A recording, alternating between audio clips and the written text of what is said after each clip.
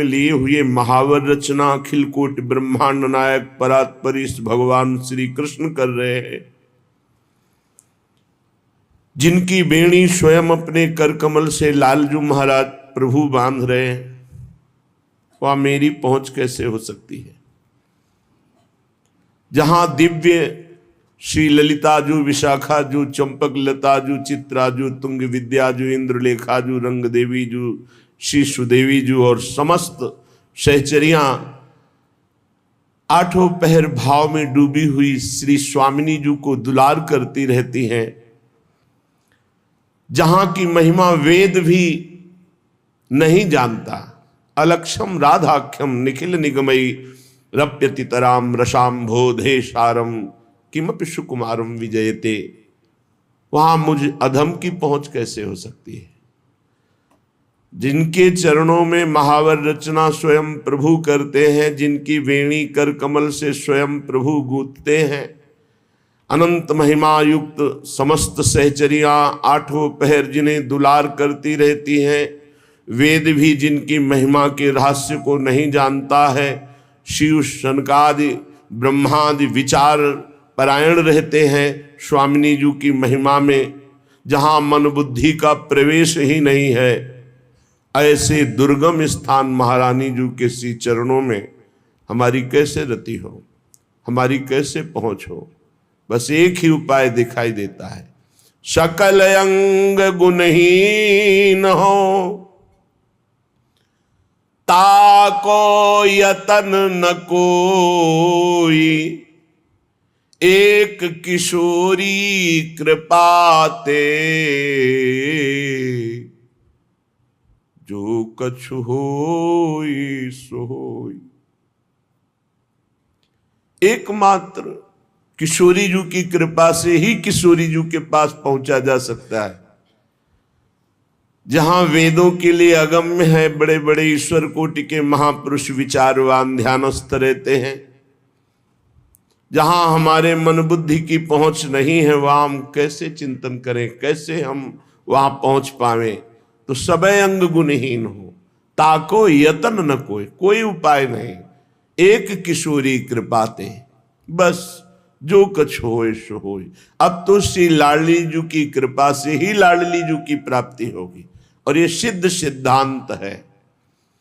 प्रियालाल की प्राप्ति प्रियालाल की कृपा से होती है। जिस पर प्रियालाल की कृपा है, उसी धाम वृंदावन का दर्शन, वास, रसिकों का संग, रजरानी के प्रति अपार आस्था, निरंतर नाम रटने का स्वभाव, लीला गुण सुनने का व्यसन, ये कृपा पात्र के लक्षण है।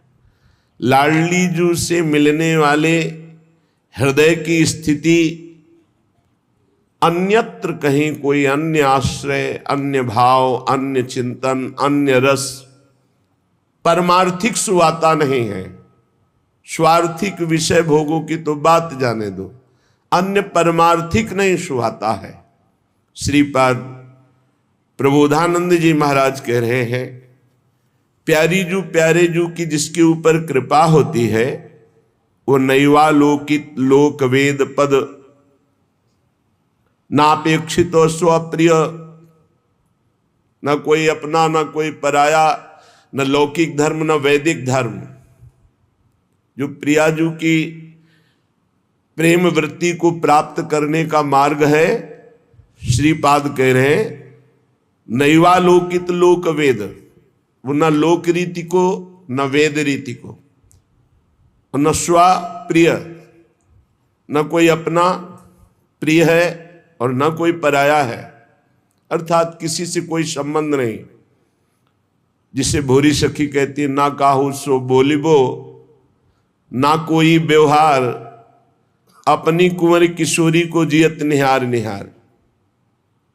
बस रात दिन राधा राधा राधा, और श्यामाजू की सेवा, श्यामाजू का चिंतन, श्यामाजू के लिए तन मन प्राण समर्पित, यही कृपा पात्र का लक्षण है। कृपा से ही ऐसा होता है, स्वयं कोई अहम से ऐसी साधना नहीं कर सकता। द्वंद्वैकांत रसा प्रविष्ट हृदय शेषाति धन्योत्तम, राधा कृष्ण रसान मुहु पुलकितो नित्याश्रुधाराधर चित्र प्रेम विकारवानवत कदा नंदामि वृंदावने। न लौकिक न वैदिक न स्व न पराया, न कोई अपना न कोई पराया, एकमात्र एकांतिक हृदय से मेरी महारानी श्री राधा रानी। ये वृंदावन है, वृंदावन का प्रेम रस है। जहां कहीं प्रेमियों की चर्चा होती है तो गोपी प्रेम की ध्वजा होती है, और ये ध्वजा जो फहरा रही है वो प्यारी जू के चरण रज के प्रताप से। आधाय मूर्धन यदा पुरदार गोप्या काम्यम पदम प्रिय गुणैरपि पिच्छमौले भावोत्सवेन भजताम रस कामधेनुम तम राधिका चरण रेणु महामिस्मरामि। ये किशोरी जू की चरण रज का प्रताप। प्रेम नहीं वालों कहते, वो किसी की तरफ नहीं देखता। प्रीति न काहू की कानी विचारे, मार्ग अपमार्ग विथिकित मन को अनुसरत निवारे। मार्ग है कि अपमार्ग है, ये धर्म है कि अधर्म है, ये सब कुछ प्रेमी नहीं देखता। प्रीति न काहू की कान विचारे, प्रीति किसी की मर्यादा नहीं रखता, उसकी एक स्वतंत्र मर्यादा है, वो किसी की कान ही नहीं रखता। प्रेम में एक अपार बल है। ज्यों सरिता सावन जल उमगत सन्मुख सिंधु सिधारे, ज्यों नादह मंदी कुरंगन प्रगट पारधी मारे। जैसे बाढ़ आती है तो फिर नदी को कोई रोक नहीं सकता समुद्र मिलन से, ऐसे ही प्रेमी के हृदय में जब उत्साह वर्धन होता है भगवत प्राप्ति का, लोक रीति वेद रीति अपना पराया ये सब त्याग कर एकमात्र प्रीतम के लिए प्राण हाहाकार कर उठते हैं। नहीं वावलोकति, वो कुछ नहीं देखता। प्राण चले जाएं पर प्रीतम का स्मरण न छूटे। प्राण तो तिनके के समान लगने लगते हैं जिसको प्रभु से थोड़ा भी प्यार हो जाता है। प्राणों का मोह तो अज्ञान के कारण होता है। प्रिया प्रीतम के एकांतिक रस में प्रविष्ट होने के लिए सबसे अपने मन को हटाकर मात तात सुत दार देह में मति अरुझय मति मंदा, हित किशोर को होए चकोर तू लख वृंदावन चंदा। जहां जहां हमारा राग है वहां से मन हटाकर अनुराग रूप प्रियालाल के चरणों में समर्पित कर दिया। द्वंद्व एकांत रस प्रविष्टो हृदय शेषाति धन्योत्तम। धन्य धन्य धन्य तेज इनके उपास्य हैं। धन्योत्तम, जिसने अपने मन को प्रियालाल की कृपा बल से गुरुदेव की कृपा बल से समेट कर प्रियालाल में लगा दिया तो धन्य धन्य धन्य, उसका भूत धन्य, उसका वर्तमान धन्य, उसका भविष्य धन्य। धन्य धन्य धन्य तेज इनके उपास्य है। राधा कृष्ण रसान्मुह पुलकितो नित्याश्रुधाराधर। अब उसकी दशा बदल जाती है जो सब जगह से मन हटाकर प्रियालाल के चरणों में अर्पित कर देता है। बोले वो श्यामा श्याम के प्रेम में पुलकित अश्रुधारा बहाता हुआ अपना समय व्यतीत करता है। आंखों से अश्रु बह रहा है, हृदय में ध्यान है, मुख में नाम है, शरीर रोमांचित है। मम भक्ति युक्तो भुवनम पुनातु, वो लोक के लोक पावन करने की सामर्थ्य रखता है ऐसा महात्मा। चित्र प्रेम विकारवानवत कदा नंदामि वृंदावने। ऐसे विचित्र प्रेम के विकारशील वर्धनशील प्रतिक्षण प्रेम बढ़ रहा है, ये दिव्य है। प्रतिक्षण वर्धनशील प्रेम में एक विचित्र दशा को प्राप्त होकर हम कब वृंदावन में आनंद से झूमेंगे। झूम झूम करके, नाच नाच कर, गा गा कर, रो रो कर अपने प्रीतम को श्यामा श्याम को कब वृंदावन में रिझाएंगे। हसन नृत्यन गायन अति पुलकितो त्यश्रुनयनो मुहुस्तंभ स्वेदा द्यति मधुर भावैश्च वलितः कदा वृंदारण्यम निज दयित राधा मधुपतौ मुदा ध्यायम ध्यायम चिरमदिवसाम्युन्मद रसः। ऐसे मैं कब वृंदावन वास करूंगा। कभी अपनी प्रियाजू को रिझाने के लिए नाच रहा हूं, प्रियाजू को रिझाने के लिए, किसी और के लिए देखना भी, मन से भी ये दृष्टि नहीं जानी चाहिए कि कोई और देख रहा है, सिर्फ अपने आराध्य देव के लिए नृत्यम। अपने प्यारे जू की चेष्टाएं देखकर कभी कभी ऐसी हास परिहास रसिका हमारी स्वामिनी है कि उपासक उन्मत्त होकर खूब हंसता है। हमारी स्वामिनी जो हास परिहास रसिका है, बहुत विनोद होता है प्रिया प्रीतम सहचरियों में, ये एकांतिक रस है। हास परिहास में सब निमग्न, तो उन चेष्टाओं को देखकर उपासक कभी हंसता है। अचानक ध्यान बदल जाता है, अरे इतना समय हुआ अभी प्रियालाल मिले नहीं, चिल्ला चिल्ला कर रोने लगता है। एकदम भाव समाधि लगी, सामने प्रियालाल गाने लगता है, नाचने लगता है। ऐसी प्रेम दशा, पुलकित शरीर, नेत्रों में अश्रु, हृदय में महान भाव, अपने प्रीतम श्री राधा मधुपति अर्थात श्यामा श्याम का ध्यान करते हुए रसोन्मत्त होकर मैं कब अखंड वृंदावन वास करूंगा। वृंदावन प्रेम समुद्र है, वास का मतलब है खत्म खेल। जिसका आना जाना मिट गया, उसका आना जाना मिट गया। जिसने वृंदावन का अखंड आश्रय ले लिया, मिट गया आना जाना। विश्वास करो, ये धाम है अपने प्रभाव से अनंत जन्मों के सब संस्कारों को भस्म करके भगवत प्राप्ति करा देता है। पर भगवत प्राप्ति की इच्छा जिसके अंदर हो, वो नहीं तो यहां भी पापाचरण कर बैठेगा, यहां भी मनमानी आचरण कर बैठेगा। अगर संत सदगुरुदेव के द्वारा कमान में चढ़ाकर जैसे बाण मारा जाता है, लक्ष्य भेद देता है, ऐसे साधक को अपनी इच्छा पर चढ़ाकर, आज्ञा पर चढ़ाकर लक्ष्य भेद दे, नहीं तो फंसा लेती माया। ये भक्ति अगर इसको ज्ञान और वैराग्य का सपोर्ट न मिले तो प्रेम लक्षणा भक्ति तक नहीं पहुंच सकती, जो साधारण भक्ति है। इसे ज्ञान और वैराग्य की अत्यंत आवश्यकता है।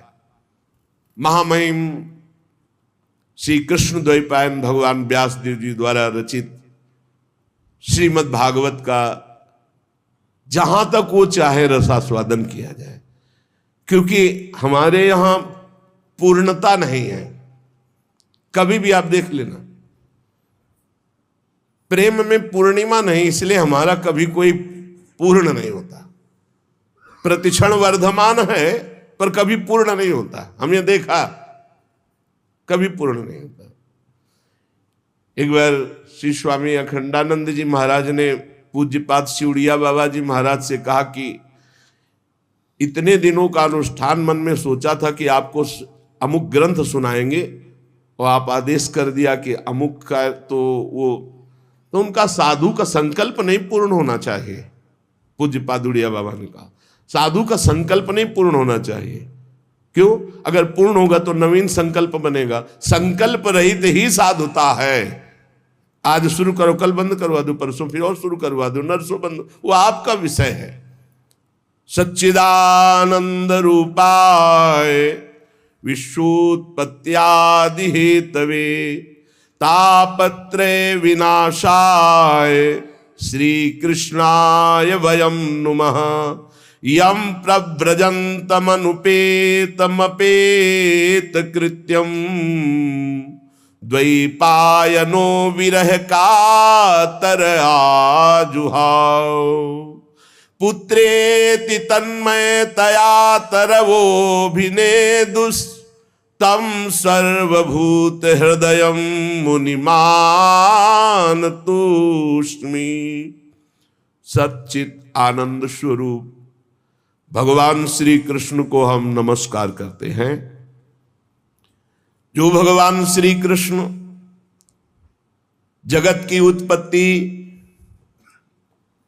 इसका पालन और इसका विनाश उनके एक संकल्प से होता है। आध्यात्मिक, आदि दैविक, आदि भौतिक तीनों प्रकार के तापों का जो नाश करने वाले हैं, जो सृष्टि का सृजन करते हैं, ब्रह्मा रूप से, हरि रूप से पालन करते हैं और भगवान रुद्र रूप से अपने में लय कर लेते हैं, ऐसे सच्चिदानंद स्वरूप भगवान श्री कृष्ण को हम बार बार नमस्कार करते हैं। और महामहिम परमहंस शिरोमणि श्री सुखदेव जी को नमस्कार करते, क्योंकि अभी प्रकट ही हुए हैं, कोई संस्कार भी नहीं हुआ, न यज्ञोपवीत संस्कार, न लौकिक वैदिक कोई अनुष्ठान का अवसर ही नहीं दिया। गर्भ से निकलते ही नाल छेदन भी नहीं हुआ महाराज का। ऐसे महान वैरागी गर्भ से निकलते ही चल दिए, जिनके पीछे पीछे श्री कृष्ण द्वैपायन भगवान व्यास देव जी, हा पुत्र बेटा तुम कहां जा रहे हो, एक शब्द नहीं बोले।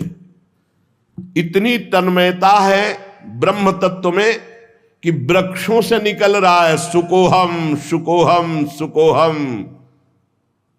जो ऐसे समस्त भूत प्राणियों में विराजमान भगवत स्वरूप परमहंस शिरोमणि श्री सुखदेव जी महाराज है, उनके चरणों में कोटिशाह प्रणाम नमस्कार करते हैं।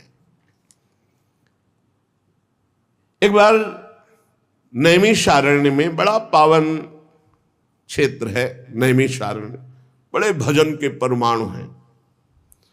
88,000 ऋषि और श्री शौनक जी उनके मुखिया हैं। 88,000 ऋषियों में सब विराजमान हैं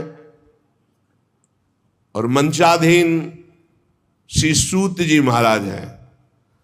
तो सूत जी महाराज को 88,000 ऋषि और उनके मुखिया शौनक जी प्रणाम करके नमस्कार करके बोले। शौनक जी ने कहा, सूत जी आपके वचन जब निकलते हैं तो उनसे हमारे अज्ञान अंधकार का नाश होता है। अज्ञान ध्वांत विध्वंस कोटि सूर्य समप्रभ सूताख्यायी कथा सारम मम कर्ण रसायनम भक्ति ज्ञान विरागातो विवेको वर्धते महान माया मोह निरासस्य वैष्णवैः क्रियते कथम। हे सूत जी महाराज, आपके वचन करोड़ों करोड़ों सूर्यों के समान हैं, क्योंकि अज्ञान अंधकार का नाश कर रहे हैं। जब आप भगवान की चर्चा कहते हैं तो हमारे कानों में ऐसा लगता है अमृत रस। जो हम बड़ी बड़ी यज्ञ करके आनंद प्राप्त नहीं कर पाए, और आपके श्रीमुख से भगवत चर्चा सुनकर वो आनंद वर्तमान में मुझे प्राप्त हो रहा है। भक्ति, ज्ञान और वैराग्य से प्राप्त होने वाले महान विवेक की वृद्धि किस प्रकार से होती है, ये हम आपसे पूछते हैं। विवेक ये बहुत समर्थ परमार्थ का शुभट है। जिसके पास विवेक है वो माया को रौंद कर परास्त करके निश्चित परम पद को या ब्रह्मबोध तत्व ज्ञान जो चाहे वो प्राप्त करो। विवेक, भक्ति, ज्ञान, वैराग्य से प्राप्त होने वाले महान विवेक की कैसे प्राप्ति होती है, कैसे वृद्धि होती है, ये वैष्णवजन भगवान की दुरंत माया मोह से अपना कैसे पीछा छुड़ाते हैं। ये घोर कलिकाल है। इसमें जीव की प्रायः स्वाभाविक आसुरी प्रवृत्ति होती, राक्षसी प्रवृत्ति। भूमि परत भा ढाबर पानी, निर्मल जल आकाश से जैसे गिरा, पृथ्वी में गिरते ही धूल दूषित मलिन हो गया, ऐसे ही तिम जीव ही माया लपटानी। महाराज, ऊपर से कलिकाल जिससे आसुरी प्रवृत्ति बढ़ती चली जा रही, तो क्या उपाय है जिससे माया आसक्त जीव कलिकाल में दैवी संपदा से संपन्न बनकर के भगवत प्राप्ति कर ले? ऐसा कोई उपाय है आपकी दृष्टि में? सूत जी, आप हमें कोई ऐसा शाश्वत साधना बताइए जो सबसे अधिक कम समय में हमारा परम कल्याण कर दे, सबसे अधिक बलशाली और कम समय में हमारा कल्याण कर दे, हमारे हृदय को पवित्र कर दे, हमें भगवान ललित त्रिभंगी श्याम सुंदर से मिला दे। देखो महाराज, चिंतामणिन लोक सुखम सुरद्रुः स्वर्ग संपदम प्रयच्छति गुरहु पीतो वैकुंठम योगी दुर्लभम। अगर चिंतामणि मिल जाए तो लौकिक सुख दे सकती है, कल्प वृक्ष मिल जाए तो स्वर्गिक सुख दे सकता है, परंतु अगर गुरु मिल जाए और गुरु प्रसन्न हो जाए तो योगी दुर्लभ नित्य भगवान का परम धाम दे देते हैं। इसलिए आप कृपा करके बताइए कि महान बलिष्ठ साधन कम समय में श्री कृष्ण का साक्षात्कार करा दे, शुद्ध विवेक जागरण हो जाए, ऐसा उपाय बताओ। क्योंकि एक तो माया ग्रसित, दूसरा कलयुग का प्रभाव, कैसे जीव भगवत प्राप्ति करे। सूत जी ने कहा, शौनकादि ऋषियों, मैं देख रहा हूं कि तुम्हारे हृदय में श्री कृष्ण का बहुत प्रेम है, इसलिए मैं विचार करके तुम्हें संपूर्ण सिद्धांतों का निष्कर्ष सुनाता हूं। ध्यान से सुनो, ये तुम्हारे जन्म और मृत्यु के भय का नाश कर देगा। ध्यान से सुनो।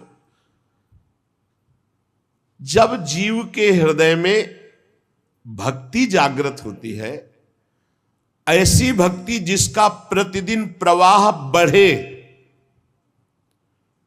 वो प्रवाह जीव को भगवान श्री कृष्ण के समीप ले जाता है, भक्ति का प्रवाह। और उसके ऐसे आचरण बनने लगते हैं कि भगवान प्रसन्न हो जाते हैं।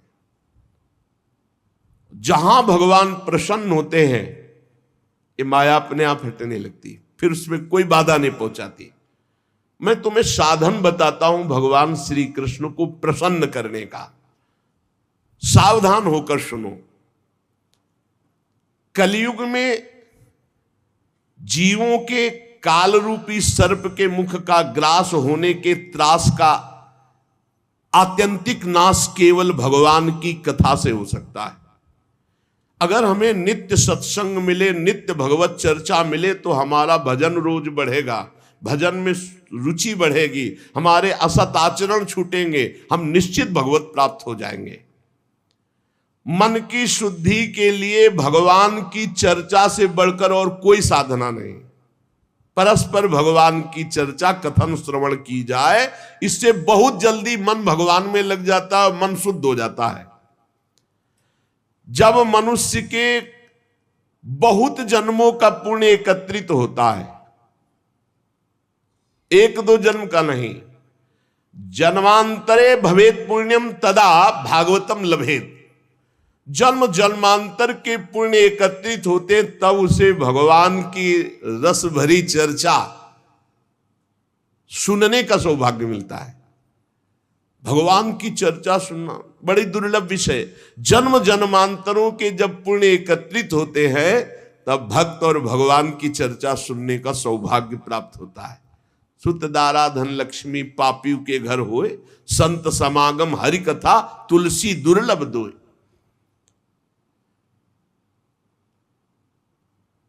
ये बहुत अमूल्य है भगवान की चर्चा।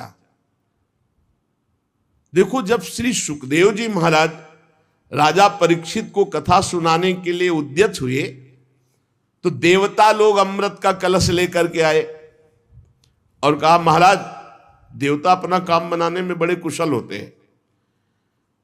नमस्कार किया और कहा, महाराज, ये अमृत कलश है,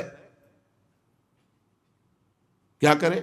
सुखदेव जी ने कहा, इसका क्या करें? नहीं, आप हमें कथा अमृत दे दीजिए और ये अमृत पिला दीजिए। परीक्षित को तक्षक सर्प काटेगा भी, तुम मरेंगे नहीं, क्योंकि अमृत का प्रभाव होता है। इसीलिए तो आप कथा सुना रहे हैं। उनको निर्भयता प्राप्त हो जाएगी अमृत से, और हमें सुना दीजिए कथा अमृत, जिससे हम मुक्त हो जाएंगे। अदला बदली कर लो, आप हमें कथा अमृत पान करा दो, हम परीक्षित जी को, ये देवता लोग कह रहे कि देवलोक का अमृत पान करा देंगे तो तक्षक काटेगा भी तो भी नहीं मरेंगे। हंस पड़े श्री सुखदेव जी, बड़े चतुर बनते हो। कहां एक कांच और कहां मणि, कहां इंद्र नीलमणि श्याम सुंदर की मनोहर चर्चा, और कहां ये भय शोक प्रदान करने वाला अमृत, क्योंकि उसको पीने के बाद भी देवता भयभीत होते हैं, शोकित होते हैं, ईर्ष्या होती है, कामनाएं होती हैं। वो अमृत किस काम का। और श्री कृष्ण कथा अमृत तो निर्विकार करके भगवत प्रेम में डुबो देता है। कहां कांच और कहां मणि, कहां ये अमृत और कहां श्री कृष्ण लीलामृत।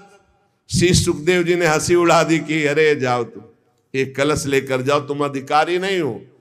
दैन्य भाव से, आर्त भाव से अगर मांगते तो कुछ देने की जरूरत नहीं थी, अपने आप कथा सुनने को मिल जाती। लेकिन तुम बदला, अदला बदली कि हमें भगवदामृत पिला दो, ये हम देवामृत तुम्हें दे दे। ये कहां कांच और कहां भगवान श्री कृष्ण की चर्चा। तुम भक्त नहीं, तुम अभक्त हो। देखो, उपासक को यह ध्यान रखना है, हर उपासक के हृदय में एक बात रहती है। पहली हमारी मांग होनी चाहिए भगवत प्राप्ति, पर हर उपासक के मन में होती है आखिरी बात कि भगवत प्राप्ति तो हो ही जाएगी, हम भोग भोग लेते हैं। कभी नहीं होगी ऐसे उपासक को। जो भगवत प्राप्ति को टालता है और अन्य भोगों को प्राथमिकता देता है, उसके लिए भगवत प्राप्ति बहुत दुर्लभ है। एक भक्तमाल जी में प्रसंग आता है कि एक बहुत बड़े सिद्ध महापुरुष के पास एक कथा सुनाने वाले कि महाराज, हमने श्रीमद् भागवत कथा का ज्ञान प्राप्त किया है गुरुजनों से, तो वो आपको सुनाना चाहते हैं। तो उनका अहोभाग्य, भगवान की असीम कृपा, आप कथा सुनाएंगे। 7 दिन भगवत चर्चा सुनी। इसके बाद कहा कथा सुनने के बाद कुछ भेंट देनी चाहिए। बोलो आप क्या चाहते हो। सिद्ध पुरुष थे, पता था उनको। तो उनका भगवान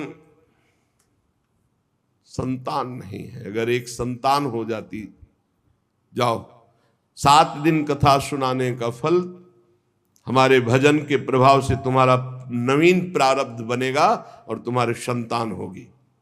और हाँ, भगवान संतान भी हो गई पर धन नहीं है तो कैसे हम पालन पोषण करेंगे। इसलिए आपकी कृपा से कुछ ऐसा विधान बन जाए कि हमारा परिवार चलता रहे, इससे कुल परंपरागत हमें लक्ष्मी की प्राप्ति हो। हरि चर्चा सुनाई है, विधान बन जाएगा धन का भी बन जाए। ठीक है, जाओ। और कुछ भगवान की थोड़ी भक्ति भी हो जाए। चुप, पहले संतान, दूसरे में धन और तीसरे में भक्ति। कदाप तेरे को भक्ति प्राप्त नहीं हो सकती। जाओ, संतान होगी, संपत्ति मिलेगी, भक्ति नहीं। और अगर पहले बोले होते पहले नंबर में कि भगवान की भक्ति, और अब प्रभु संतों का भोग लगे, ठाकुर जी का भोग लगे, इसके लिए नाथ, और प्रभु कोई संत सेवा करने वाला हमारे कुल में भी हो जाए, सब हो जाता। पहले भक्ति, लेकिन भक्ति सबसे पीछे नहीं। अभक्तास्तांश्च विज्ञाये न ददौ सा कथामृतम, श्रीमद्भागवती वार्ता सुराणामपि दुर्लभा। भगवान की कथा दैन्य आर्त भाव से, अहोभाग्य मनाकर सुनी जाती है, इस भाव से नहीं, अदला बदली से नहीं। श्री सुखदेव जी ने देखा कि इनके हृदय में भक्ति नहीं है, ये बदले में कथा सुनना चाहते, इसलिए अनाधिकारी है। ये जानकर कथामृत का दान नहीं किया। ये देवताओं को भी दुर्लभ है भगवत चर्चा, श्री कृष्ण कथा। पूर्व काल में श्रीमद् भागवत के श्रवण से राजा परीक्षित को परम पद मिला, यद्यप सर्प ने काटा था। ब्रह्मा जी को बड़ा आश्चर्य हुआ। उन्होंने सत्यलोक में साधनों को तौला, एक तरफ सब साधन और एक तरफ भगवान की पावन लीला कथा। तो सब साधन हल्के पड़ गए और भगवान की चर्चा सबसे भारी रही।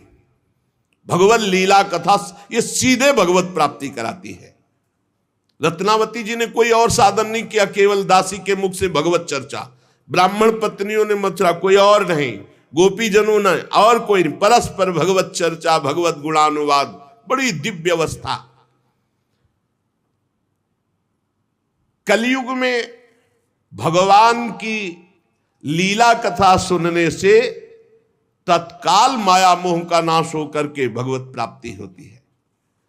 और कहीं सप्ताह विधि से जो श्रवण करते हैं कामना पूर्वक, उनकी जो कामना होती है, या पाप प्रायश्चित, पापों का नाश, कामनाओं की पूर्ति, भगवत प्राप्ति, सब कुछ इसमें सुलभ है।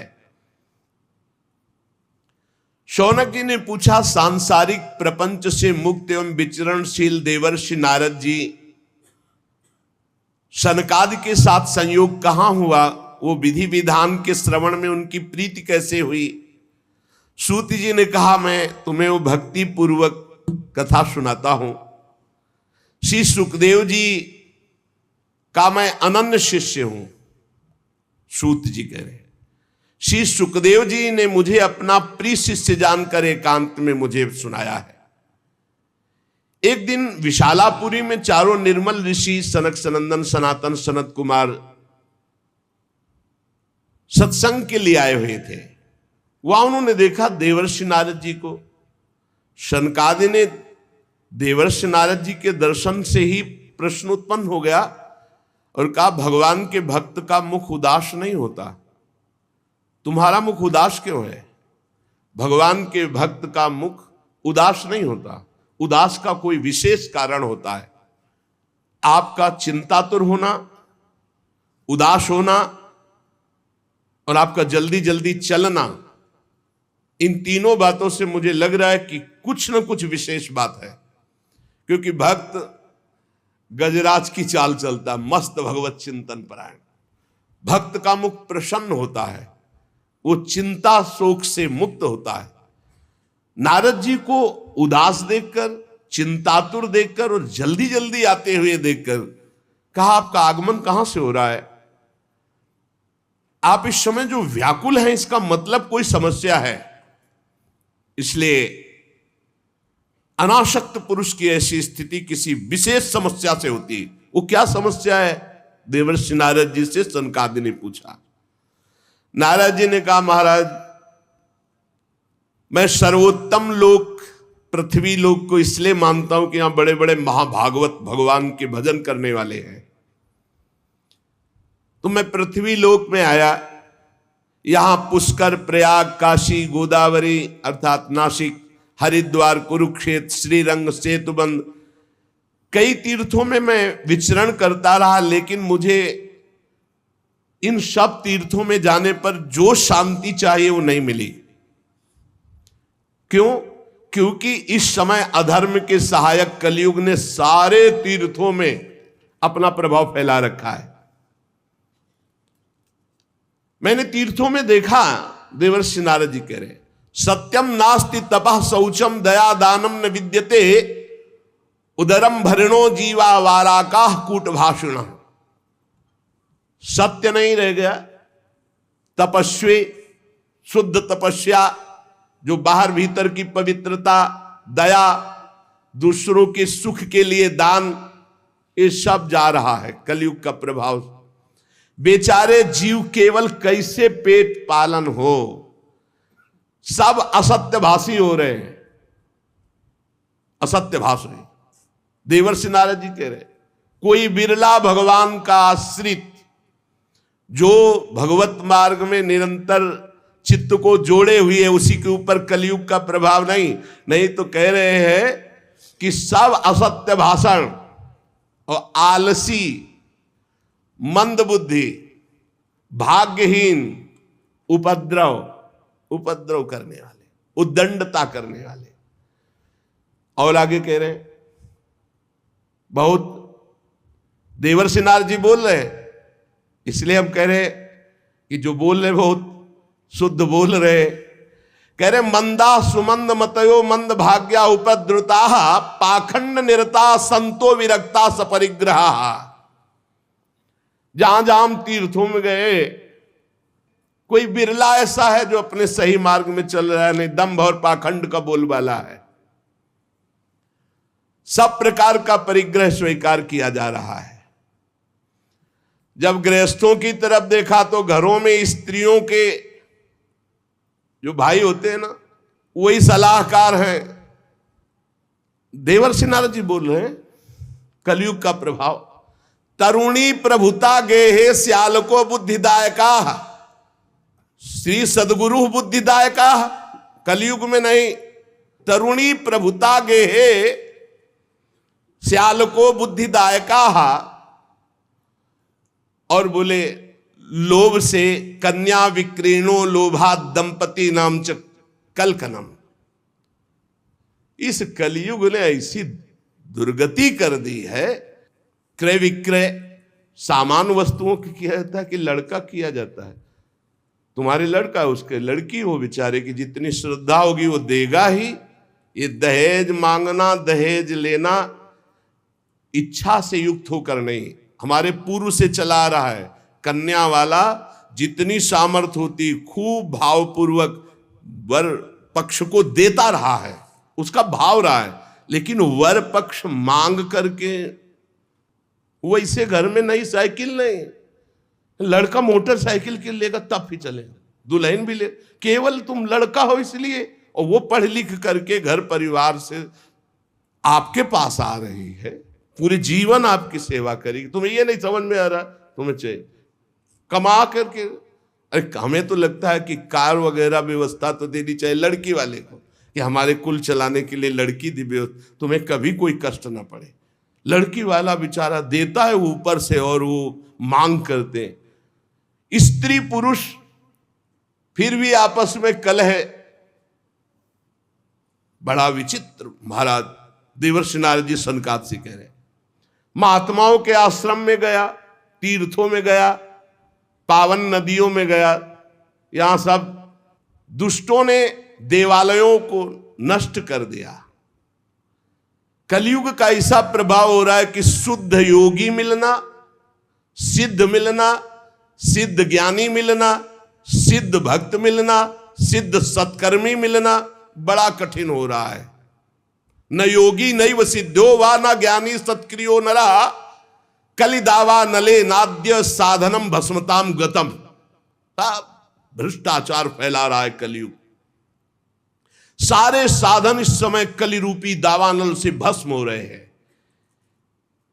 हमने देखा कि बाजारों में अन्न बिकने लगा है, पहले अन्न नहीं बिकता था। देवर्षि नारद जी कह रहे कैसा कलयुग का प्रभाव बढ़ गया है। अट्टशूला जनपदा शिवशूला दुजातय कामिन्य केशशूलिन्य संभवंती कलाविहि। दुजातय जो विप्रजन है वो पैसा लेकर के वेद पढ़ाते हैं, तो फिर परिवार कैसे चले? नहीं, वेद पढ़ाते थे वो तो गुरु दक्षिणा में या कार्य की पूर्णता में जजमान तो खुद देता था, मांगने को नहीं कहा गया। गोस्वामी तुलसीदास जी ने भी कहा बेच ही वेद धर्म दुहि ले ही। पैसा तय करके वेद का पाठ करना या शास्त्रों का श्रवण कराना, ऐसा निषेध ये कलयुग का प्रभाव है। देवर्षि नारद जी कह रहे शास्त्र तस्मात् शास्त्रम प्रमाणम।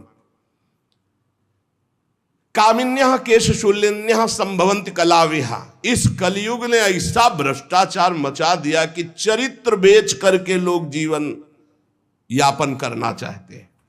बड़ा विचित्र है। बोले चरित्र बेच करके उदर पोषण करने की वृत्ति, ऐसा दिमाग। नौकरी मिल जाए, रुपया मिल जाए, पद मिल जाए, चरित्र चला जाए, उसका कोई महत्व तो नहीं। ऐसा कलयुग बुद्धि को भ्रष्ट कर देता है। एवं पश्यन कलेर दोषान पर्यटन नवनीमहम यामुनम तटमापन्नो यत्र लीला हरेरभूत। मैं ऐसे विचरण करते हुए भयानक कलयुग के दोषों को देखता हुआ परम पावन यमुना जी के पुलिन पर विराजमान जो श्री वृंदावन धाम है, जहां भगवान श्री कृष्ण की नित्य लीला हो चुकी है, हो रही है और होती रहेगी। तत्राश्चर्यम मया दृष्टम सूर्यताम तन्मुनीश्वरा एका तो तरुणी तत्र निषण्णा खिन्न मानसा।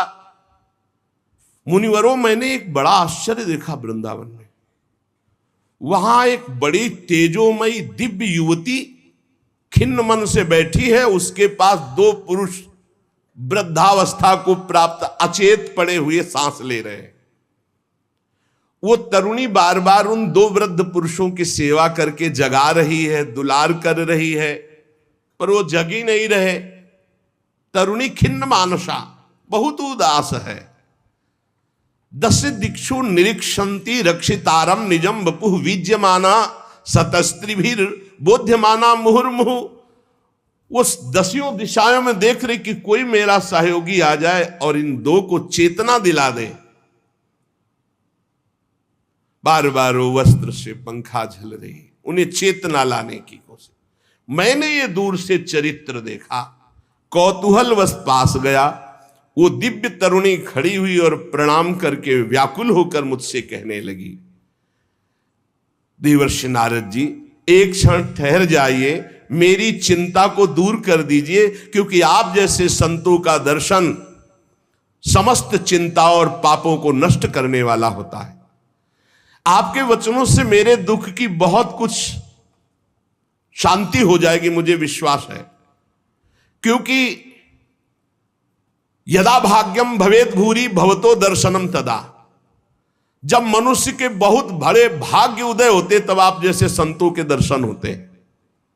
नारद जी ने कहा कि देवी तुम कौन हो, बहुत तेजस्वी हो, और ये दोनों वृद्ध पुरुष कौन है तुम्हारे जो तुम इनकी सेवा कर रही हो, और बहुत सी कमल नयनी देवियां तुम्हें घेरे हुए हैं।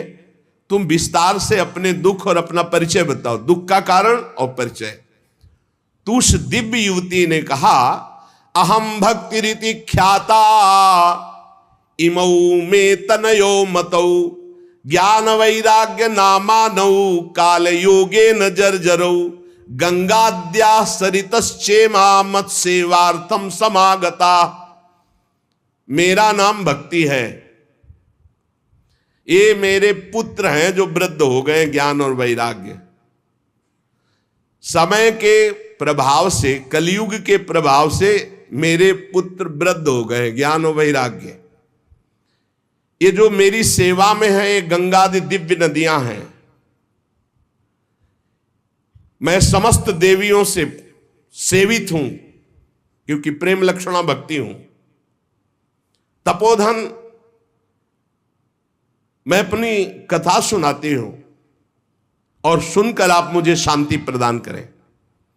मैं द्रविड़ देश में उत्पन्न हुई, कर्नाटक में बड़ी, कहीं कहीं महाराष्ट्र में सम्मानित हुई, गुजरात में मुझे थोड़ा बुढ़ापा जैसा लगा। घोर कलयुग के प्रभाव से पाखंडियों ने मुझ भक्ति को क्षीण कर दिया है। पाखंड ने बहुत काल से मैं दुर्बल निस्तेज अपने पुत्रों सहित, पर जब मैं वृंदावन आई तब तो मैं तो सुंदरी स्वरूप नवयुवती हो गई, लेकिन मेरे पुत्र वैसे के वैसे ज्ञान वैराग्य। भक्ति कह रहे मैं तो तेजस्विनी हो गई वृंदावन में, लेकिन ज्ञान वैराग्य को यहां। अब ये मेरे पुत्र ऐसे वृद्ध पड़े हैं, हम इनको छोड़कर मैं कहीं जा नहीं सकती। जरठत्वम समायातौ तेल दुखेन दुखिता साहम तु तरुणी कस्मात सुतो वृद्धा विमोकुता। बड़ी समस्या है, माता जवान और बेटे बूढ़े, मैं दुखी हूं। हम तीनों एक साथ रहते हैं, ज्ञान वैराग्य भक्ति, फिर ये विपरीतता क्यों? ऐसा होना चाहिए, पुत्र तरुण होना चाहिए, माता बूढ़ी होनी चाहिए। मैं तरुण हूं, मेरे पुत्र ज्ञान वैराग्य बूढ़े हैं। योग निधि आप इसका कारण बताइए। नारद जी ने कहा, साध्वी आपके बात करते करते मैंने ज्ञान दृष्टि से सब कुछ देख लिया, तुम्हें विषाद नहीं करना चाहिए। भगवान श्री हरि तुम्हारे अधीन है। प्रेम अधीन भगवान का नाम, प्रेमाधीन, भक्ताधीन मना पूज्यो, भक्ति के अधीन है, तुम्हें विषाद शोभा नहीं देता। सूत जी कहते हैं, मुनिवर नारद जी ने एक क्षण में ही सब कारण जान लिया और नारद जी ने कहा, देवी सावधान होकर सुनो, ये दारुण कलयुग है। इसी से इस समय सदाचार, योग मार्ग, तपस्या, सब मार्ग, भगवत मार्ग जितने हैं प्रायः ये गुप्त लुप्त होते जा रहे हैं। कलिकाल का ऐसा प्रभाव बढ़ता चला जा रहा है। हे देवी, जना अघासुरायन्ते साठ्य दुष्कर्म कारिणः। सबका मन दुष्टता में ज्यादा लगता है। दुष्कर्म करना, पापाचरण करना, जो मन बुद्धि है, ये ज्यादातर पाप कर्म के कभी नहीं अघाते हैं। जहां देखो जो सही मार्ग से चलेगा उसे दुख, म्लान, निंदा, उपहास। बड़ा बुद्धिमान होगा जो सही मार्ग में धैर्य पूर्वक चल पावे, नहीं तो लोग ऐसा उसका उपहास करेंगे और ऐसा दृश्य देखने को कलयुग दिखाएगा कि पाप कर रहा है, मौज से रह रहा है, धर्म से चल रहा है, बड़ा दुखी हो रहा है। कलयुग का ऐसा प्रभाव बढ़ रहा है कि यहां शुद्ध ज्ञानी मिलना, शुद्ध भक्त मिलना, शुद्ध पंडित मिलना, पंडिता समदर्शिना बड़ा कठिन हो रहा है। ऐसा नहीं कि नहीं है, पर बड़ा कठिन हो रहा है। पृथ्वी में इतना पाप बढ़ता जा रहा है कि भगवान शेष जी के लिए भार रूप हो रही है पृथ्वी। मैं तो आया था मृत्यु लोक में भक्तों का समागम प्राप्त करने, लेकिन इस समय छूने और देखने योग्य भी नहीं रह रही है। बड़ा अमंगल हो रहा है पृथ्वी में। इस संसार में वैराग्य और ज्ञान की किसी की जरूरत है नहीं, इसीलिए बूढ़े हो गए तुम्हारे पुत्र। विषयानुरागी, अंधे बने हुए, भोगों में लगे हुए, इसलिए वैराग्य की जरूरत नहीं। भोगों में सुख बुद्धि, इसलिए ज्ञान की जरूरत नहीं। तुम इसलिए जवान यहां हो गए कि वृंदावन है, यहां संयोग से सदैव तुम जवान रहोगे।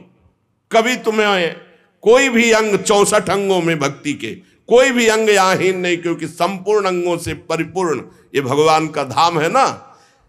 अतः वृंदावनस्य संयोगात् पुनस्त्वं तरुणी नवा, धन्यम वृंदावनम तेन भक्तिर्नृत्यति यत्र च। धन्य है वृंदावन, जहां भक्ति सर्वांग पुष्ट होकर नृत्य कर रही। परंतु वृंदावन में भी तुम्हारे पुत्रों को यहां कोई पूछने वाला नहीं, ग्राहक नहीं। अत्रेमौ ग्राहका भावान जरामपि मुंचतः। अभाव है वृंदावन में, ज्ञान वैराग्य को कोई नहीं पूछता। यहां प्रेम लक्षणा भक्ति का ही सारा खेल है, इसलिए इनका बुढ़ापा नहीं छूट रहा। पर यहां आनंद से सो रहे, क्योंकि भगवान का धाम है, तो इनको भगवत स्पर्श जनित आनंद की प्राप्ति हो रही, इसलिए शांत सो रहे। भक्ति ने कहा कि सुना था कि राजा परीक्षित ने देखा था कलयुग को, फिर इस पापी को मार क्यों नहीं डाला, रहने क्यों दिया? इस पापी कलयुग के आते ही सबकी बुद्धि भ्रष्ट हो गई, सब वस्तुओं का सार न जाने कहां चला गया। परीक्षित जी ने मार क्यों नहीं डाला इसको? और करुणामय भगवान श्री हरि से भी ये कैसे देखा जा रहा है? मेरा संदेह दूर कीजिए, क्योंकि आपके वचनों के सुनने से मुझे बड़ी शांति और पुष्टता मिल रही है। भक्ति जी ने कहा। नारद जी ने कहा, देवी तुमने पूछा है तो प्रेम से सुनो कल्याणी, मैं तुम्हें बताऊंगा, तुम्हारा दुख निश्चित दूर होगा। जिस दिन भगवान श्री कृष्ण इस भूलोक को छोड़कर अपने परम धाम को गए, उसी दिन से संपूर्ण साधनों में बाधा डालने वाला एक कलयुग आ गया। उसी दिन से कलयुग आया है जिस दिन भगवान परम धाम को अंतर्धान हुए, द्वापर का अंत। तुमने जो पूछा परीक्षित जी ने मारा क्यों नहीं इस कलयुग को, तो दिग्विजय के समय राजा परीक्षित की दृष्टि पड़ी। जो ही दृष्टि पड़ी, कलयुग समझ गए मार डालेंगे, क्योंकि भगवत शक्ति से संपन्न है। वो दौड़ के अपनी पाग उतार कर दीन होकर शरण में आ गया। और ये नियम है कि जो चरणों में गिर पड़े, शरणागत हो जाए, चाहे प्राणों की बाजी लगानी पड़े, उसकी हानि नहीं होनी चाहिए। ये शरणागत का धर्म का नियम है। जैसे कबूतर चरणों में गिर गया तो महाराज शिवी जी ने अपने संपूर्ण शरीर को, मांस को और शरीर को भी दे दिया, लेकिन कबूतर को नहीं दिया। वो दीन के समान शरण में आ गया। अब जब शरण में आ गया तो मारा नहीं जा सकता। फिर देखा कि ये तो सब का सारग्राही है। जो फल तपस्या, योग एवं समाधि से नहीं मिल सकता, वो कलयुग में हरिनाम से मिल सकता है। देखो, ये सार वस्तु कलयुग की पकड़ी महाराज परीक्षित जी ने। यद्यपि ये बहुत ही अमंगलकारी है कलयुग। यत् फलम नास्ति तपसा न योगेन समाधिना तत्फलम लभते सम्यक कलौ केशव कीर्तनात्। बड़ी बड़ी समाधि से, बड़ी बड़ी तपस्या से, साधना से, योग से जो फल नहीं मिलता कलयुग में, नाम जप और नाम कीर्तन से। कलयुग केवल नाम आधारा, सुमिर सुमिर नर उतरई पारा। ये सारहीन होने पर भी महाराज परीक्षित ने एक बात देखी कि जो 10,000 वर्ष तपस्या और समाधि और साधना से फल, वो भगवान नाम कीर्तन और जब से कलयुग में सहज में प्राप्त हो जाएगा। इसलिए इसको नहीं मारा। पहले तो शरणागत हो गया, और दूसरी बात इसमें बड़ी जोर की एक बात देखी कि जो 10,000 वर्ष समाधि, तपस्या, योग, यज्ञ आदि से, वो यहां सहज में नाम जप से, नाम कीर्तन से प्राप्त हो जाएगा। कुकर्म में सबकी प्रवृत्ति फैलाना एक कलयुग का कार्य है। और पृथ्वी जब देखा पाप हो रहा है तो सब सार वस्तु अंतर ध्यान करने लगी। अब इसमें स्पष्ट लिखा है, विप्रैर्भागवती वार्ता गेहे गेहे जने जने कारिता कण लोभेन कथा सारस्ततो गतः। श्रीमद् भागवत में ही आगे लिखा है कि जो आपकी कथा सुनाते हैं भूरिदा जना, वो बहुत बड़े दानी हैं भगवत कथा सुनाने वाले।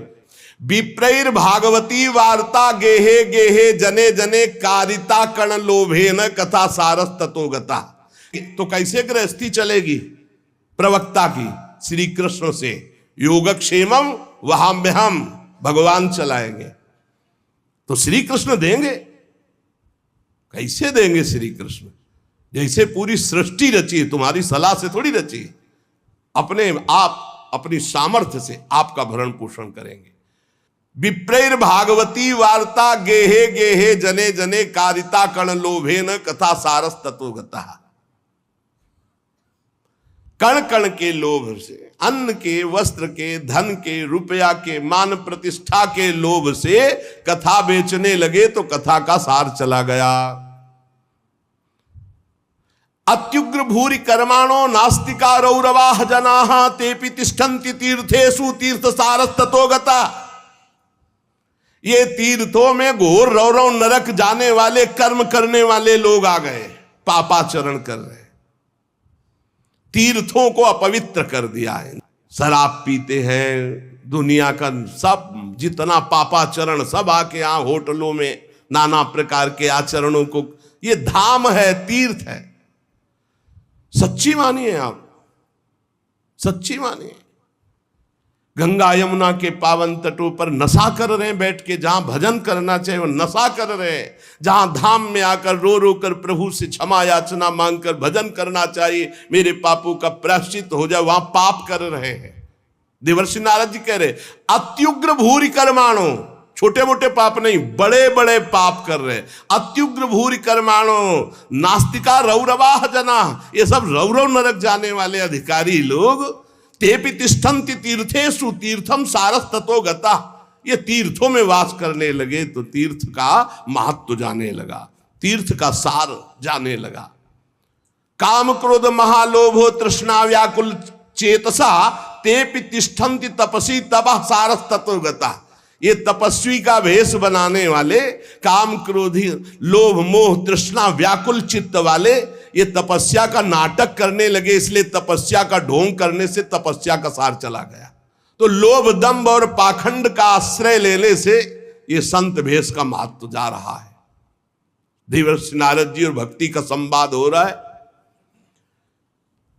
शास्त्र अभ्यास केवल किया जा रहा है, भगवत प्राप्ति के लिए नहीं, विकारों पर विजय प्राप्त करने के लिए नहीं, भगवत ध्यान के लिए नहीं।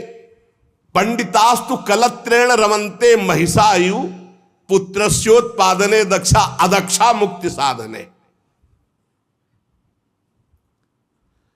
और न ही वैष्णवता कुत्र संप्रदाय पुरःसरा एवं प्रणयताम प्राप्तो वस्तु सारा स्थले स्थले। जो संप्रदायाचार्य द्वारा सिद्धांत वर्णन की हुई वैष्णवता है कहीं कहीं किसी में देखी जाती है, नहीं तो सब मनमानी आचरण, मनमानी आचरण। इसलिए वैष्णवता का सार लुप्त हो रहा है। कलयुग ने ऐसा पाए जान जगत, हरिवंश महाप्रभु, पाए जान जगत में सब जन कपटी कुटिल कलयुगी टंचु। पुंडरीकाक्ष भगवान सब कुछ देख रहे हैं क्योंकि कलयुग का राज्य है, शासन है उन्हीं के द्वारा। इति तद्वचनम श्रुत्वा विस्मयम परमम गता भक्ति रुचे वचो भूया सूर्यताम तच्च शौनक। सूत जी कहते शौनक जी जब देवर्षि नारद के वचन सुने भक्ति को बड़ा आश्चर्य हुआ। फिर उसने जो कहा सुनो, भक्ति ने कहा देवर्षि आप तो धन्य है, मेरा बड़ा सौभाग्य जो आपका समागम हुआ, क्योंकि साधु नाम दर्शनम लोके सर्वसिद्धि करम परम।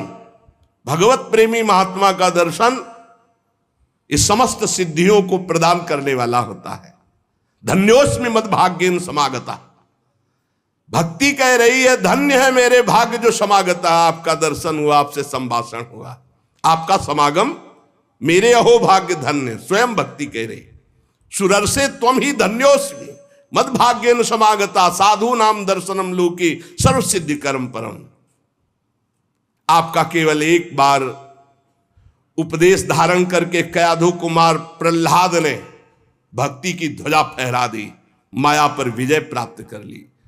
आपका उपदेश प्राप्त करके ध्रुव पद को प्राप्त कर लिया। आप सर्व मंगल में साक्षात श्री ब्रह्मा जी के पुत्र हैं। हे देवर्षि नारद जी, मैं आपको नमस्कार करती हूं। नारद जी ने कहा कि भक्ति तुम खेद में अपने को मत डालो, चिंता तो मत हो, भगवान श्री कृष्ण के चरण कमलों का चिंतन करो। भगवान की कृपा से सारे दुखों का नाश हो जाता है। दुख नाश का उपाय क्या? भगवान का चिंतन करो। जब दुख आपको घेरने लगे तो और गाढ़ चिंतन करो, दुख से बच जाओगे, वो दुख आप पर प्रभाव नहीं डाल पाएगा। जिन्होंने कौरवों के अत्याचार से द्रौपदी की रक्षा की, गोप सुंदरियों को सनाथ किया, वो श्री कृष्ण कहीं चले थोड़ी गए हैं। फिर तुम तो भक्ति हो, श्री कृष्ण को प्राणों से भी अधिक प्यारी हो, चाहे जैसा पापी पतित नीच हो। अहो वत्सपतो गरियान यज्जिभ्यागे वर्तते नाम तुभ्यम। सतयुग त्रेता द्वापर इन तीन युगों में ज्ञान वैराग्य और मुक्ति के साधन थे, किंतु कलयुग में तो केवल भक्ति ही ब्रह्म सायुज्य प्राप्त करा सकती, दूसरा कोई साधन नहीं। जैसे अभी कलिया परसों में श्री तुलसीदास जी जो वर्णन कर रहे थे कि तीर्थ याग यज्ञ व्रत आदि, अब नहीं समय रह गया इनके द्वारा भगवत प्राप्ति। ये सोचकर ही परमानंद चिन्ह मूर्ति ज्ञान स्वरूप श्री हरि ने अपने सत स्वरूप से तुम्हें रचा है। तुम साक्षात श्री कृष्ण की परम प्रिय हो, परम सुंदरी हो। एक बार जब तुमने हाथ जोड़कर पूछा था कि मैं क्या करूं, तब भगवान ने यही आज्ञा थी कि मेरे भक्तों का पोषण करो। तुमने भगवान की आज्ञा स्वीकार की, तुम पर भगवान बहुत प्रसन्न है। तुम्हारी सेवा करने से मुक्ति को तुम्हारी दासी के रूप में दिया है। भक्ति की दासी क्या है? मुक्ति। ज्ञान वैराग्य तुम्हें पुत्र रूप में दिए। वैसे तो तुम साक्षात भगवान के समीप रहती हो, पर कभी कभी भूतल पर अपने भक्तों का पोषण करने के लिए तुम भ्रमण करती हो। कहां समीप रहती? भगवान के धाम में। यहां नित्य शाश्वत प्रेम लक्षणा भक्ति विराजमान रहती है। तुम मुक्ति रूपी दासी ज्ञान वैराग्य रूपी पुत्र को लेकर पृथ्वी तल पर सतयुग से द्वापर पर्यंत बड़े आनंद से रहे, पर कलयुग में तुम्हारी दासी मुक्ति पाखंड रूप रोग से पीड़ित होकर क्षीण हो गई, इसलिए वो तो भगवान के पास चली गई। अब जब भगवान जिसको मुक्ति देंगे वही मुक्त हो सकता है। अब इस लोक में तुम्हारे पास बचे ज्ञान और वैराग्य, वो बूढ़े हो चुके हैं, ज्ञान वैराग्य काम नहीं कर रहा, पर वो तुम्हारे पास ही हैं। कलयुग के कारण तुम्हारे पुत्र उत्साहहीन वृद्ध हो गए हैं, पर चिंता मत करो, मैं संकल्प लेता हूं इनका नव जीवन ज्ञान वैराग्य को मैं जागृत करूंगा। सुमुखी, कलयुग में बहुत बड़े दोष हैं, पर कलिना सदृशा कोपि युगो नास्ति वरानने तस्मिस्त्वाम स्थापिष्यामि गेहे गेहे जने जने। इसमें बड़ा भारी गुण है, भगवान के नाम कीर्तन से परम पद प्राप्त होता है। मैं घर घर में भक्ति का स्थापन करूंगा, तुम चिंता मत करो। देखो, अन्य सब धर्मों को दबाकर भक्ति विषयक महोत्सवों को यदि आगे ना रखूं, घर घर में तुम्हारा प्रचार न कर दूं, तो मैं भगवान श्री हरि का दास नहीं। तुम निश्चिंत हो जाओ। तदा ना हम हरेर दासो लोके त्वाम न प्रवर्ते। अगर भक्त ये कभी कह दे तो निश्चिंत हो जाना, तो वो करे न करे, उसका जो संबंध हुआ उससे हरि कर देंगे। अपनो परण विसार भगत को पूरो परण निभाऊं। अगर कभी भक्त उत्साह में आकर कह दे कि जा तुम्हारा परम कल्याण निश्चित है, नहीं तो मैं भगवान का दास नहीं, परम कल्याण निश्चित है, तुम बेपरवाह हो जाओ, कौन हो, कहां के हो, कैसे हो, इससे मतलब नहीं। अपनो परण विसार भगत को पूरो परण। देवर्षि नारद जी ने कहा तदा ना हम हरेर दासो लोके त्वाम न प्रवर्तते। मैं भगवान का दास नहीं कहलाऊंगा अगर घर घर में तुम्हारी स्थापना न कर दे। इस कलयुग में जो जीव तुमसे युक्त होंगे, वो चाहे जितने बड़े पापी हों, वो भगवान श्री कृष्ण के अभय धाम को प्राप्त होंगे। जिसके हृदय में प्रेम लक्षणा भक्ति निवास करती है, उस पुरुष को यमराज कभी स्वप्न में भी नहीं देख सकते। जागृत की तो बात जाने दो, थोड़ी भी भक्ति जिसके हृदय में है, यमराज कभी नहीं देख सकते। देवर्षि नारद जी, जिनके हृदय में हे भक्ति महारानी आपका थोड़ा भी आदर है, उसे कभी प्रेत नहीं छू सकता। पक्की बात, ये विश्वास करो, ध्यान पूर्वक सुनो। एसाम चित्ते वासुदेव भक्ति, थोड़ी भी जो सर्वदा प्रेम रूपिणी, नाते पश्यंत कीनासम स्वप्ने अमल मूर्ते। जो यमराज है वो स्वप्न में भी उसे नहीं देख सकते, जिसके हृदय में भगवान श्री हरि की भक्ति है, वसेत भक्ति, वासुदेव भक्ति। और बड़ी हिम्मत से ये बात पकड़ लो कि तुम्हें कभी कोई प्रेत छू नहीं सकता। न प्रेतो न पिशाचो व राक्षसो वासुरोपि वा भक्तियुक्त मनस्का नाम स्पर्शेन न प्रभुर भवेत। स्पर्श नहीं कर सकता है, पक्की बात है, ये हमने देखा है, आगे पीछे चलते देखा है, थोड़ा भय प्रदान करते देखा है, लेकिन छुआ नहीं आज तक। गंगा के किनारे स्मशान में पूरी रात, अब क्या पता कि आगे क्या है, पर कभी शरीर को कोई चोट पहुंचाई हो या स्पर्श किया हो, आज तक कभी हिम्मत नहीं पड़ी। अपना कल्याण करने के लिए भक्तों का दर्शन, भक्तों से संभाषण, लेकिन अमंगल नहीं कर सकते। बैठा लो, गले में कंठी बंधी है, भगवान का नाम चल जपते हो, कभी कोई प्रेत तुम्हें छू नहीं सकता। डरना मत। प्रेत योनि होती है, ऐसा नहीं कि नहीं होती, 84 लाख योनियों में है, इसी में प्रसंग में आएगा आगे चल करके। ना प्रेतो ना पिशाचो वा राक्षसो वा असुरोपि वा, ना कोई राक्षस, ना कोई असुर, ना कोई पिशाच, ना कोई प्रेत। जिसके हृदय में भगवान की भक्ति है, गले में कंठी है, नाम जप, ये कभी स्पर्श नहीं कर सकते। जिनके हृदय में भक्ति महारानी का थोड़ा भी निवास है, प्रेत पिशाच राक्षस दैत्य स्पर्श भी नहीं कर सकता। भगवान तपस्या वेदाध्ययन ज्ञान और कर्म आदि के साधन से वश में नहीं किए जा सकते, वो केवल भक्ति से ही वशीभूत होते। इसमें गोपीजन प्रमाण है। ना तपोभिर न वेदैश्च न ज्ञाने नापि कर्मणा हरिर ही साध्यते भक्त्या प्रमाणम तत्र गोपिका। ये जो भगवत चर्चा, धाम आना, सत्संग सुनना, नाम जप करना, भगवान की भक्ति में, बोले नृणाम जन्म सहस्त्रेण भक्तो प्रीतिर ही जायते कलौ भक्तिर भक्त्या कृष्ण पुरः स्थिता। जब हजारों जन्मों के तपस्या और पुण्य एकत्रित होते हैं, तब भगवान के नाम रूप लीला धाम में भक्ति होती है। कलयुग में केवल भक्ति, केवल भक्ति, केवल भक्ति से ही श्री कृष्ण चंद्र का साक्षात दर्शन पाया जा सकता है। केवल भक्ति से भगवत धाम की प्राप्ति।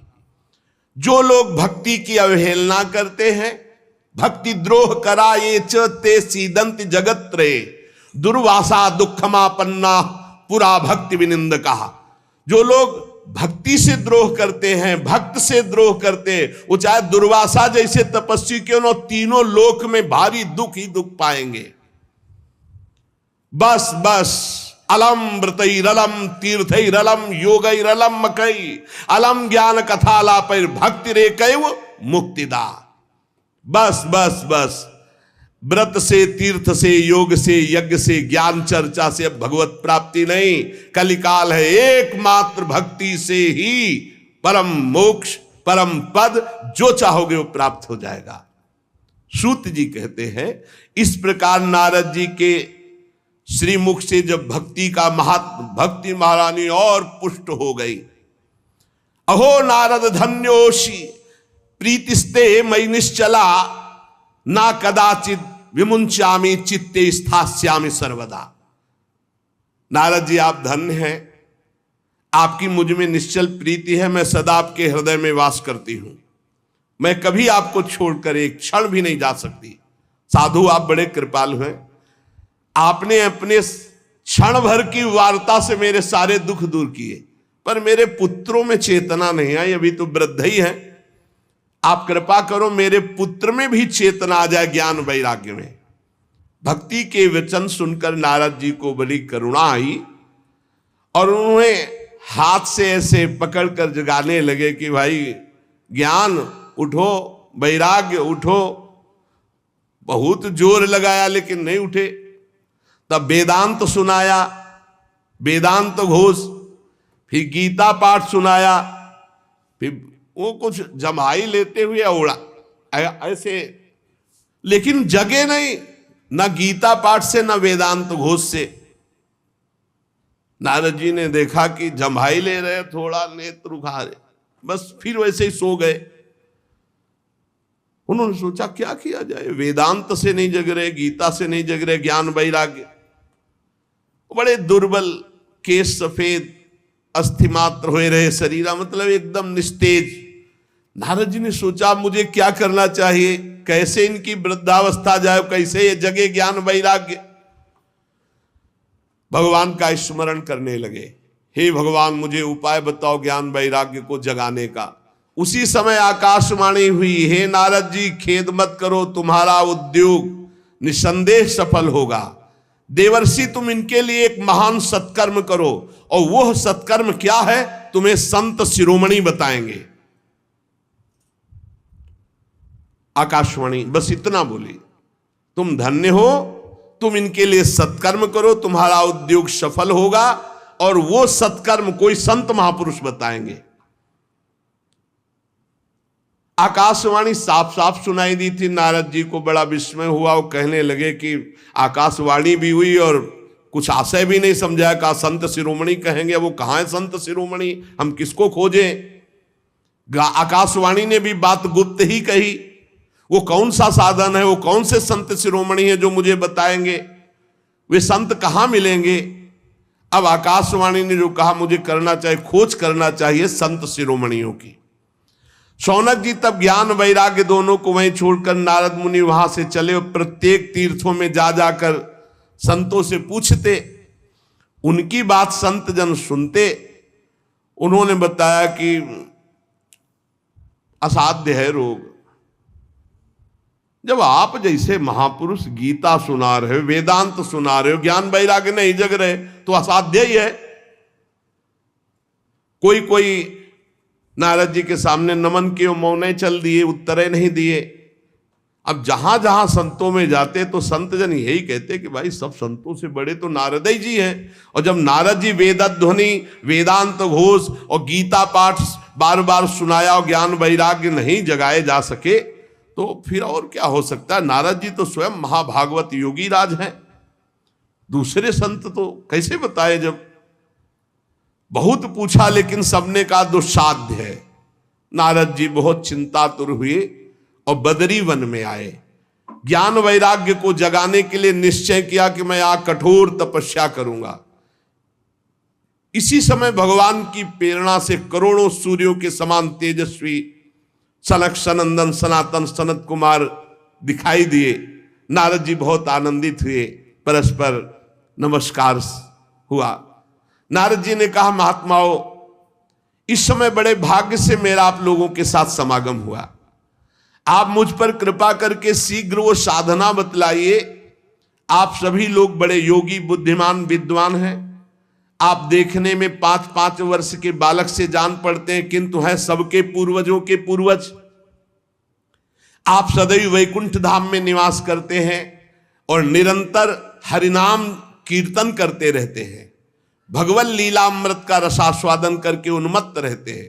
भगवान की चर्चा ही आपका जीवन है। सदा वैकुंठ निलया हरि कीर्तन तत्पराः लीलामृत रसोन्मत्ता कथा मात्रैक जीवना। कथा ही आपका जीवन है और हरि कीर्तन अमृत का, लीलामृत का पान करके उन्मत्त बने रहते हैं।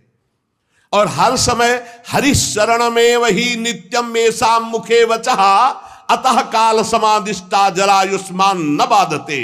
हर समय आपके मुख से निकलता रहता है हरि शरणम हरि शरणम हरि शरणम। इस महामंत्र के कारण काल प्रेरित वृद्धावस्था आपको छू नहीं सकती। हरि शरणम, आपको कोई बाधा नहीं पहुंचा सकता। किसी भी लोक में आप कहीं भी जा सकते हैं। आपके भ्रूभंग मात्र टेढ़ी होने पर भगवान के द्वारपाल जय विजय तुरंत पृथ्वी लोक में गिर पड़े थे और आपकी ही कृपा से पुनः वैकुंठ लोक पहुंचे। धन्य हो गया मैं जो आज आपका दर्शन हुआ। मैं बहुत दीन हूं, आप लोग स्वभाव से दयालु हैं, इसलिए मुझ पर आपको अवश्य कृपा करनी चाहिए। बताइए, आकाशवाणी ने जो कहा वो कौन सा साधन है? मुझे क्या अनुष्ठान करना चाहिए? ज्ञान और वैराग्य किस प्रकार जागृत हो और भक्ति सुखी हो जाए, सब में भक्ति ज्ञान वैराग्य की प्रतिष्ठा हो, ऐसा कौन सा साधन है? सनक सनंदन सनातन सनत कुमार चारों ऋषियों में से बोले, देवर्षि आप चिंता मत करो, पहले तो प्रसन्न हो जाओ। उनके उद्धार का एक सरल उपाय पहले से विद्यमान है। नारद जी, धन्य है उसका जीवन जो परोपकारी जीवन है दूसरे के लिए। आप विरक्तों में शिरोमणि हैं, श्री कृष्ण दासों के शाश्वत पथ प्रदर्शक हैं, भक्ति योग के भास्कर हैं। आप भक्ति के लिए जो उद्योग कर रहे हैं, आपके लिए कोई आश्चर्य की बात नहीं समझनी चाहिए।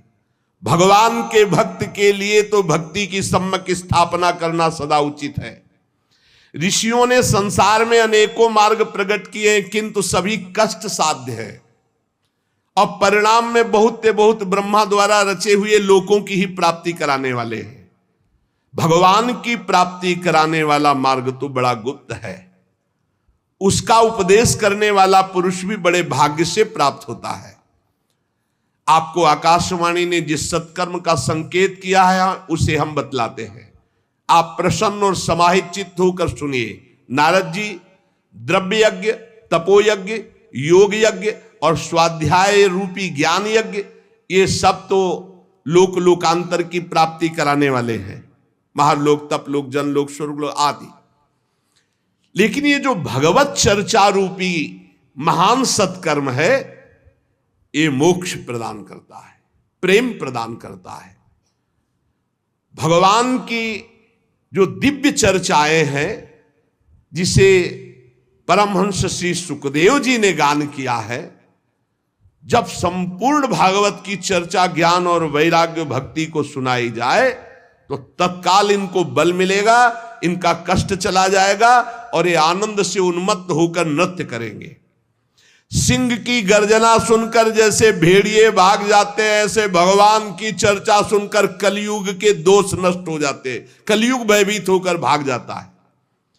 प्रेम रस प्रवाहित करने वाली भक्ति, ज्ञान और वैराग्य सबके हृदयों में जागृत हो जाएगी जो भगवान की चर्चा सुनेंगे। नारद जी ने कहा कि मैंने वेद वेदांत की ध्वनि की, गीता पाठ बार बार किया, फिर भी भक्ति ज्ञान वैराग्य तीनों नहीं जगे, तो महाराज श्रीमद् भागवत सुनाने से कैसे जग जाएंगे? क्योंकि कथा के प्रत्येक श्लोक, प्रत्येक पद में वेदों का ही तो सारांश है। आप लोग शरणागत वत्सल, आपका दर्शन कभी व्यर्थ नहीं जाता, इसलिए मेरा संदेह दूर कीजिए। सनकादि ने कहा श्रीमद् भागवत की कथा वेद उपनिषदों का सार है, इसलिए उनसे अलग उनकी फल रूपा होने के कारण बड़ी उत्तम है। जिस प्रकार रस वृक्ष की जड़ से लेकर शाखा पर्यंत रहता है किंतु उसका स्वाद नहीं लिया जा सकता, वही जब अलग फल रूप में आता है तो उसका स्वाद लिया जाता है। जैसे दूध में घी रहता है किंतु उसका स्वाद नहीं लिया जाता, जब प्रक्रिया के द्वारा अलग किया जाता है तो उसका स्वाद अलग हो जाता है। जैसे गन्ने में शक्कर रहती है पर प्रक्रिया के द्वारा फिर उसका स्वाद अलग लिया जाता है, ऐसे ही वेद उपनिषद का सार फल रूप है जो भगवान श्री कृष्ण की चर्चा से युक्त श्रीमद् भागवत है। ये भगवान व्यास देव जी ने भक्ति ज्ञान और वैराग्य को प्रकाशित करने के लिए स्वयं रचा है। वेद वेदांत के पारगामी गीता की भी रचना करने वाले भगवान व्यास देव जी खिन्न होकर अज्ञान समुद्र में गोते खा रहे थे, तो आप याद करो, आपने ही तो 4 श्लोक में इसका उपदेश किया था। उसे सुनते ही उनकी सारी चिंता दूर हो गई थी। फिर इसमें आपको आश्चर्य क्यों हो रहा है?